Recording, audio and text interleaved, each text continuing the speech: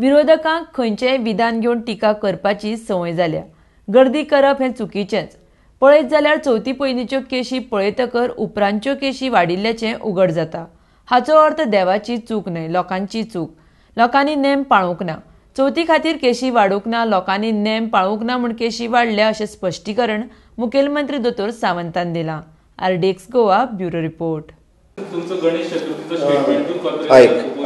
हांव परत सांगता, एक म्हणजे कशें आसा, विरोधकांक खंयचोय स्टेटमेंट घेवन टिका करपाची संवय जाल्या। आमी काही बाबतींत जर पळयत, जी खरी गजाल आसा, म्हणजे आमी म्हणटा की खंयचीय गर्दी ही गर्दी करची न्ही। आनी तुमी जर कंपेर करीत गणेश चवथीच्या पयलींच्यो केसीस आनी मागीरच्यो केसीस, म्हणजे हाचो अर्थ असो जाता की आमी लोकांनी सोशल डिस्टन्सींग पाळूंक ना। देवाची चूक न्हू, जे चुकीचो अर्थ आनी समजलान लोकां मदीं व्हरता तेंच्यांनी पयलीं स्वता समजून घेवपाक जाय। आमी पयलीं जे आसा पळय न्ही, हे सोशल डिस्टन्सींग सांबाळूंक ना, आमी खंय तरी मास्क वापरूंक ना, शहरांतले गांवांत लोक आयले, एकामेकाक तेंकले, ताच्या खातीर खंय तरी केसीस वाडल्या आनी वाडल्या हो फॅक्ट आसा। हें आमी लक्षांत घेवपाक जाय।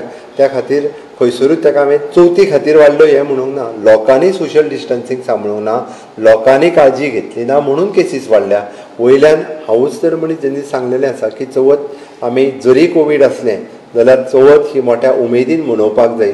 ओके, तितकेंच ही गरजेचें आशिल्लें।